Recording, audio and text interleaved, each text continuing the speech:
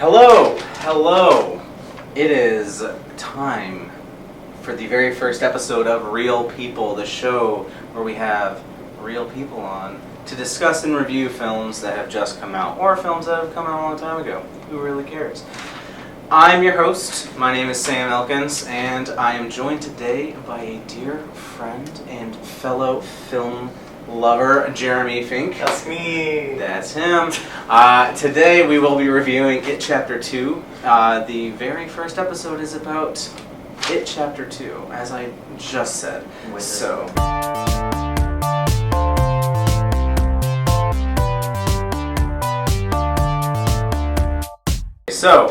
let's start off with the good things, the things we liked about it. So what did you like about the film? The first thing I always mention when I've talked about this film with people is Bill Hader's performance. Oh yeah, I mean, absolutely. Like at first he's just comedy, but then there's more. There's some meaty stuff that they give him. Yeah. And he just takes a big bite and chews. Yeah, no, I love Bill Hader, his performance in that. It wasn't so much surprising really at this point. I feel like he's done a lot more media roles, but it was, for this film, it was surprising because you'd think that casting that actor in this would be mostly for comic relief, because that's kind of, he plays Richie Tozier, who the kid version is played by Finn Wolfhard. Finn Wolfhard in the first one, if you've seen it, is very much about, he's very much the comic relief. Jokes on jokes on jokes. And also James Ranson as adult Eddie. Yeah! He surprised me. I think the casting of this film was impeccable across the board, but in terms of just capturing the same character as an adult, for Eddie and Richie, it was just there. It was perfect, and their chemistry together was palpable for sure. I very much enjoyed that. I think recasting Bill Skarsgård as Pennywise was also a pretty bold move. What? Recasting?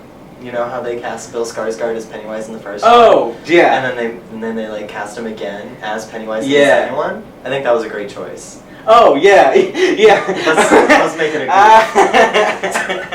That went over my head. I was like, they didn't recast. That was Bill Skarsgård. They brought back Tim Curry to throw people off. Yeah, no, Tim Curry was a standout performance. No, yeah, Bill Skarsgård. I feel like he kind of gets a little he's put more overlooked in this. The scenes that he's given that are less infused with CGI effects, I think he really just like, I'm gonna keep saying like chomps down on it because food metaphors are my game, and dinner is my name. And yes, I lied before when I said his name is Jeremy. It is dinner. It's dinner. Yes. Coming off that, what are things you didn't like about the movie? The amount of CGI. So much CGI. I think I giggle a lot at movies. Like I'm a giggler when things happen, even when they're not like supposed to be, funny. Yeah. So that so just parts where the CGI comes out, it takes away, I feel like, from the horror aspect of it. Oh, for sure. Which is why I think these, like It Chapter 1, I felt the same, is very much a comedy as much as it's a horror. Yeah, and even in the places where it doesn't want to be a comedy necessarily. I also feel like there were a lot of unnecessary scares. Like, the film was already bloated. It was 2 hours, 45 minutes, and I feel like the themes that they could have developed a lot more, they didn't. One of the main themes of it, and like as a story, is just childhood trauma, and how you grow up with that, how you deal with it, and how when it comes back to haunt you, how you then fully deal with it. Work to process it, exactly. And so, like, I think the first one kind of did a decent job of developing those themes because it was just about the kids experiencing that.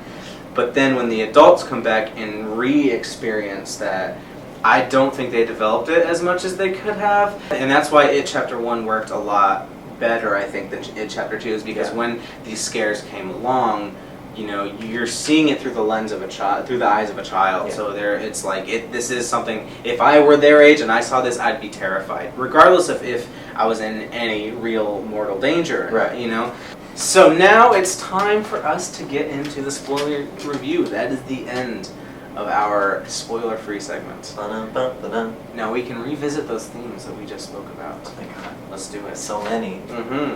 I wrote all these down with a mechanical pencil because I am prepared. but not confident enough. Not confident enough to say that you made no mistakes in your writing. Because only pen writers would do that. Oh yeah, no, I'm not that confident. Well, actually, I am because I don't have an eraser on my mechanical pencils because they're not the replaceable kind. So. Bill Hader. Bill Hader. Wow. Slapped so hard. I loved his performance. He was hilarious. He was heartbreaking at the end with Eddie's death. Oh, that part in the cave where he's like, no, he's fine. He's fine. That was incredible. Strong. That was incredible, especially when he's like, no, he's fine. Like we just need to like that felt like such a genuine reaction. It did. It felt so genuine. It did. The one thing that I would say, his quote unquote crush on Eddie. Yeah.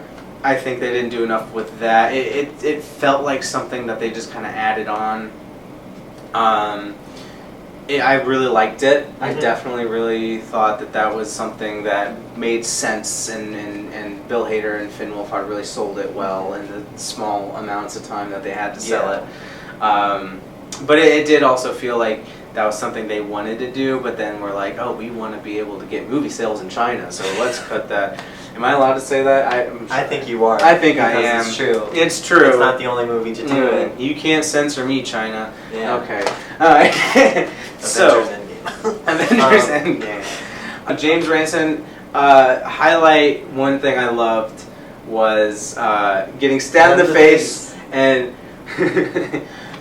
Bowers is in my room. It's like blood's like flowing down his mouth. It's been 29 years cut off that mullet. Like that was such a sick burn. It's been 29 years, dude. It was so good. Oh, and like cinematography, like the part where he goes and he stabs and then it cuts to the shower clips like getting pulled as he's falling backwards. Like watching that the first time, I was like, that's so good. And watching that the second time through, I was like, that's so good. That's so like, good. Just in that part, I was like, those are small.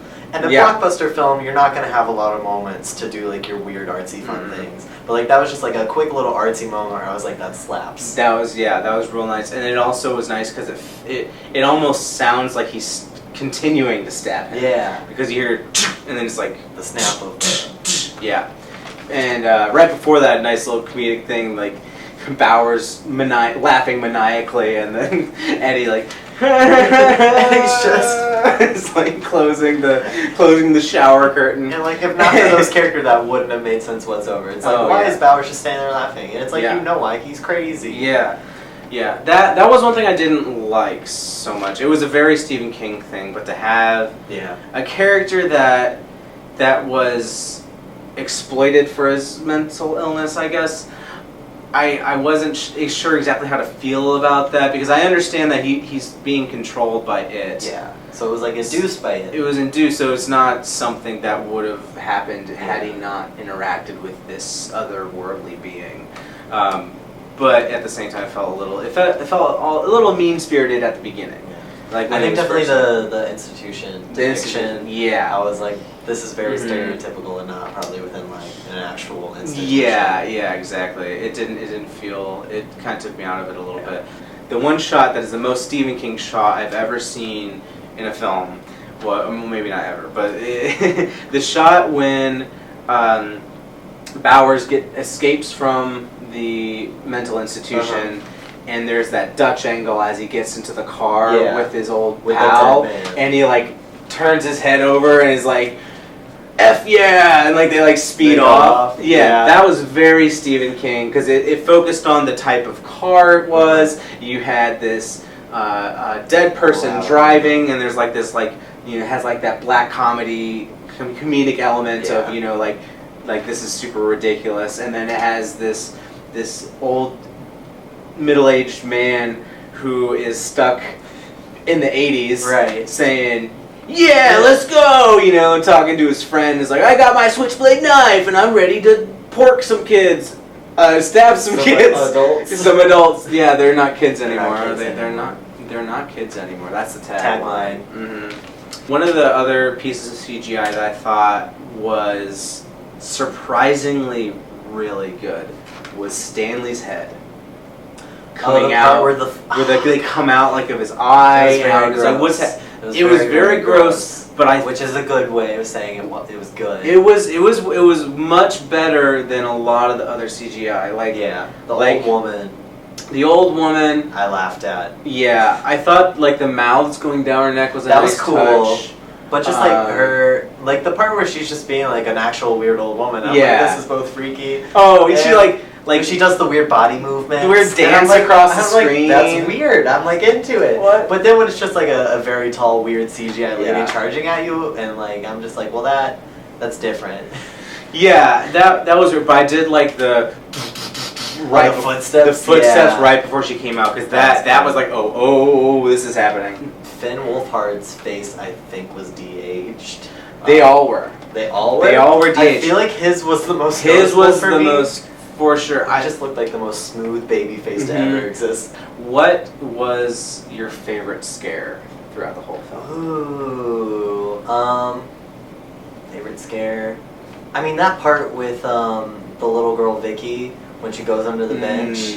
I think that one hit the hardest for me because I didn't want to watch it happen. Yeah. And because she got so close to getting away. She was like right there. She turned around. She was so smart. Like, yeah, and then she wasn't. You're not a friend. Because people are mean, and she gets roasted for having a birthmark on her face, and I'm like, that's so dumb. And I one thing I really liked with what they did with Pennywise, especially with the adults, you kind of think he enjoyed the fight, and from the first one, he liked that he found somebody that could challenge him. And he was excited for them to come back. That's true. And do it again. He said he craved them. He said he craved them, exactly. Craved those crazy squares. But speaking of the final battle, Pennywise with multiple legs and crawling around, felt very much like the Scorpion King in The Mummy Returns. They were really trying to find a happy medium of pulling elements from the book while still maintaining some way of the audience being able to look at it. Yeah. There were a few moments, a few mechanical movements that he did that felt like, because you know that like classic bad CGI scene where the Scorpion King bursts into the room and he like looks around and he like does that little like half smirk thing, you know? That movement where he like looks around, Pennywise does that for like, there's like one moment where like Pennywise like goes like this, and then he kind of has like this, like his like the corner of his mouth kind of turns up, and I know that's something like Bill Skarsgård does just like as an actor, but like it didn't feel, it felt like, I don't know, it felt very much like CGI. I didn't really love the whole third final act CGI fight battle. I didn't like the lighting that they used where it was like the flashing light effect. I think that was really distracting. And people have epilepsy, not me, but that is a thing. It's just, it felt very hard to focus on. Use your heads, Hollywood. and then when they get into the whole roasting, where they're like, "There's another person small," I'm like, that's cute because it's kind of on theme for what their whole thing is. Yeah. But it's a little. I definitely liked that because you know it is all about holding on to your childhood. Yeah. Both good and bad. Not holding on to the bad. That's not what I mean. I mean it means like being able to hold on to the good parts of your childhood while being able to process the bad. You know what I'm saying? That's kind of like one of the big themes of it, and so you know it has like a child's heart at the center. Like them all going to get the tokens. See this guy over here. I am a guy, and I'm over here. And that's all the time we have today for Real People. This has been Jeremy Fink. And that has been Sam Elkins. It has been. I am Sam Elkins. I'm the dingus that didn't read the book. I'm also the dingus that didn't read the book, but I read all the articles about people who did. I'm the dingus that didn't prepare. Step your game up. I got it. Next episode, for sure. Anyway, in the meantime, tune in next Thursday for another edition. I'll be reviewing Joker, so check it out. Intrigue, hysteria, controversy. All themes that will not be spoken about. Thank you so much for watching. I miss you already.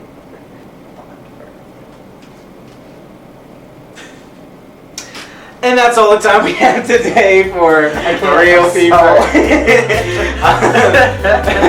Do it again.